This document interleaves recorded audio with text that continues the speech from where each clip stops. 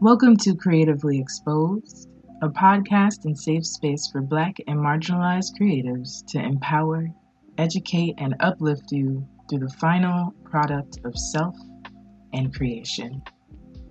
Bring a homie, share with a homie, and enjoy the show. To Creatively Exposed, and it has been a minute. These bi-weekly things feel like an eternity to me, but it's also been very useful and healthy for me. There's been a lot going on since then. What has happened? I was in my first play, y'all, which I'm definitely going to include the link there. It was an Afro-Latino play. And it was an Afro-Latino playwright, and what an interesting, dope experience that I got to be a part of. So that for me is really cool. And I've done some pop-ups. I'm planning on doing a live pop-up, an IG live pop-up this Sunday, the 14th. So if you're listening in the week of March 14th, it will be Sunday around 2:30. I'm also part of 𝐂𝐚𝐬𝐻, and what that is, it's basically a love letter to your favorite mom and pop restaurant in Miami, and we're accepting poems, essays, photography, art in English, Spanish, and Creole because I can read those. And so something, inclusive for everyone. Well, at least for those that are here in Miami and, trying to put some of these small places that not many people know about on the map. What else we got? So if you're interested in submitting to 𝐂𝐚𝐬𝐻, I will also add the link to that. And I'm in some anthologies, which I'll also put the code to that. It's a Black women's anthology, fantasy stories, and I got a poem in there. And so it's Afrofuturism, magic, fantasy, all the good stuff. And this episode is finally the Say It With Your Chest episode. This is our throat chakra episode that I have been wanting to get into, and I'm actually seeing Unlimit. There's a couple of other podcasts that have done the throat chakra episode, and so with Mars going into Gemini, it's just right to get your throat chakra going. What is a chakra? A chakra is a center of energy that we have in our bodies, basically. This is the oversimplified definition that I've made up on my own based on the ideas that I have, researched and things that I've understood. And so, what is the point of the throat chakra? When we have a healthy throat chakra, we are expressive, we speak our truth, we can uphold our boundaries, we can speak with compassion, and I feel like it also helps us in understanding people, but that's my thing. And I am on lonerwolf.com, which is our trusted friend from the other chakra episodes. I made a solar plexus one and a heart chakra one that is super, it's very highly listened to. So if you want to check those out. And so when your throat chakra is blocked, we can struggle with issues of expressing our thoughts, social anxiety, dishonesty, verbal aggressiveness, so kind of being on the defensive, and also a lack of creativity, but also not feeling like you can be in your truth, basically, and what comes with that, dishonesty, etc. And so, this says, if you suspect you have a blocked throat chakra, kind of think about what has created that, especially like childhood, where you criticized by parents or caretakers. Do you have a space to openly express yourself? Because that is important. This is, of course, located in the throat area, and it is the color blue. And so, to be your most authentic self, it is important to be able to express it. And this is truly the point, right? This is being able to say the things that are on your mind, express yourself, and not really worry about, oh, what if, how do I come across, or whatever. We don't have to care about that. You know? We have the right and we are worthy of sharing how we feel, regardless of how people can project their ideas upon us, but expressing our ideas is a birthright. So, here are some signs of when you have an unhealthy throat chakra. And you struggle to verbalize your thoughts.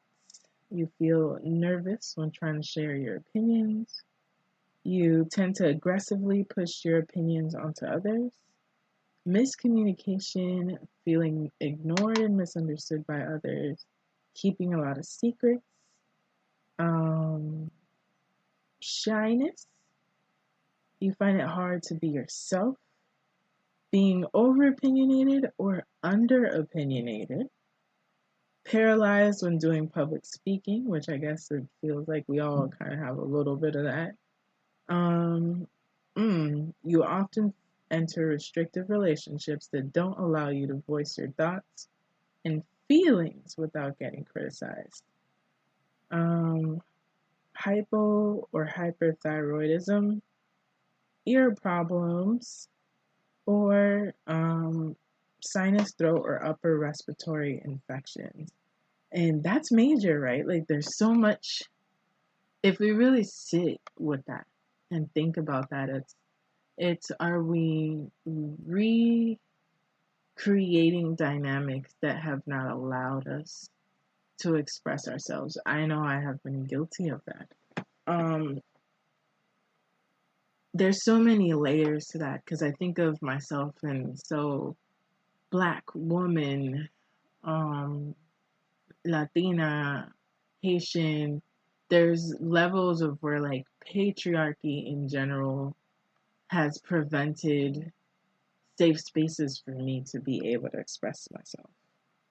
And so it's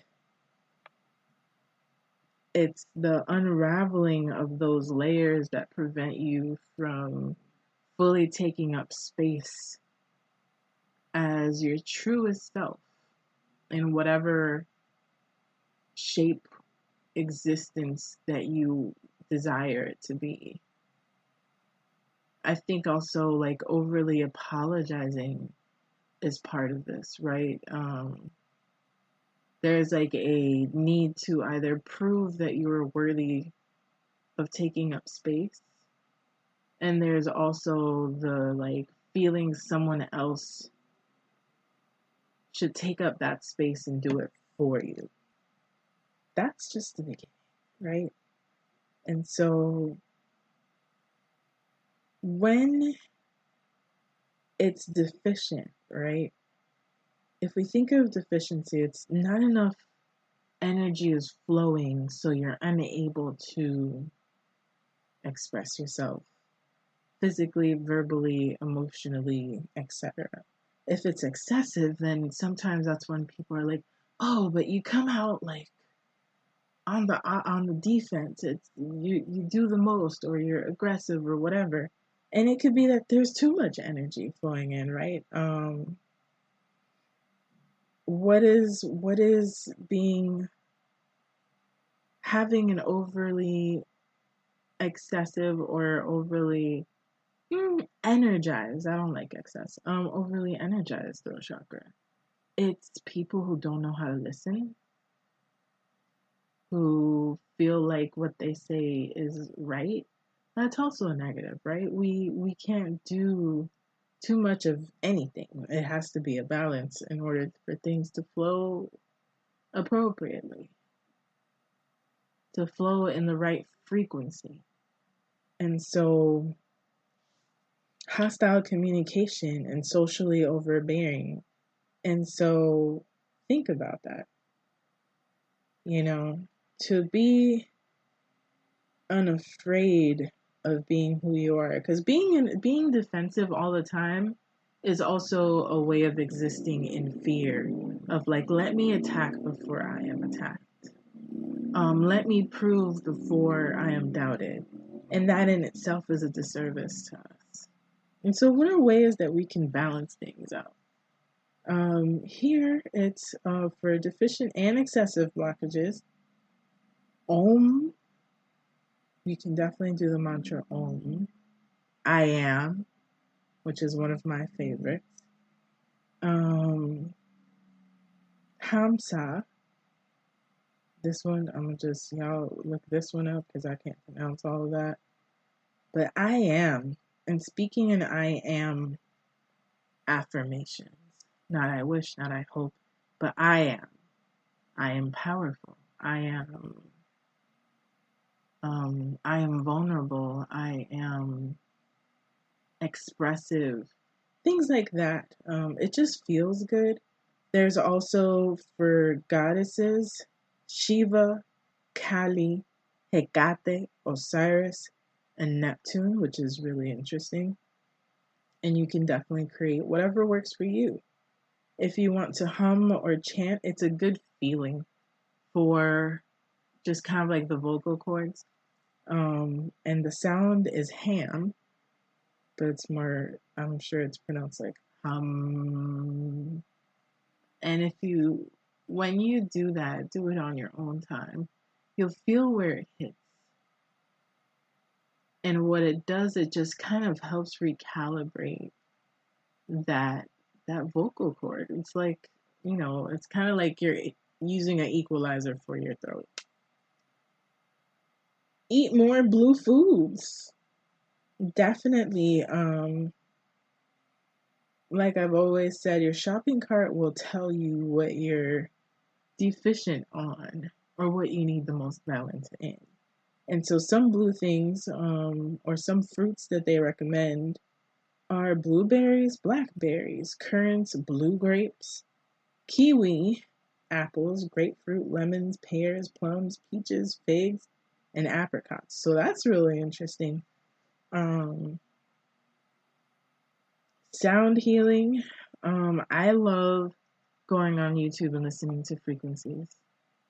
So you can always search for like throat chakra healing, or frequencies or binaural beats, all of that good stuff. And you can go to sleep to them, or you can play it through the day. And it feels really nice. Start journaling your thoughts. So if you struggle with expressing yourself in any setting, journaling what you wish you would have said. I know I take a long time to process things sometimes. And so I'll think of something 30 minutes after and I'll be like, man, I should have said that. Especially when you're like back and forth with somebody. Damn, I should have said this one thing, but I didn't get to say it. Journaling and releasing some of these things out. And if journaling, like literally sitting down and writing, is a lot, use voice notes. Don't send them to nobody. You don't gotta send them to nobody. And if you feel like sending it to someone, at least wait 24 hours to see if you feel the same way. Listen to it and be like, okay, I don't need to send this anymore. But voice notes, the biggest, most important thing that I really want everyone to take from it is that suppressing or overly expressing as if you're kind of like making up for something that you're trying to hide.